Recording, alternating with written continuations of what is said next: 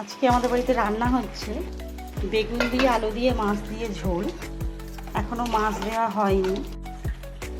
মাছটা দেখেছেন? এগুলো হলো নিহারি মাছ, গোটা নিহারি মাছের ঝোল হবে। আমার শাশুড়ি মা সবসময় বলে নিহারি মাছের ঝাল ঝোল চচ্চড়ি সবই খেয়েছে, আজকে আমাকে বলছে গোটা গোটা নিহারি মাছের বেগুন দিয়ে ঝোল কর খাবো। তাই জন্যে গোটা গোটা বেগুন দিয়ে আলু দিয়ে নিহারি মাছ দিয়ে ঝোল। কাদের কাদের বাড়িতে এরকম রান্না হয় কমেন্টে জানাবেন। একটু চাপা দেব, এবার খুলবো। যা গন্ধ বেরিয়েছে না নিহারি মাছের,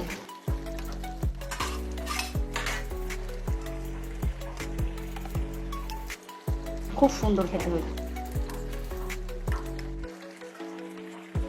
একটু টেস্ট করে দেখলাম নুন ঝাল সব ঠিক আছে কি না। সব ঠিক আছে,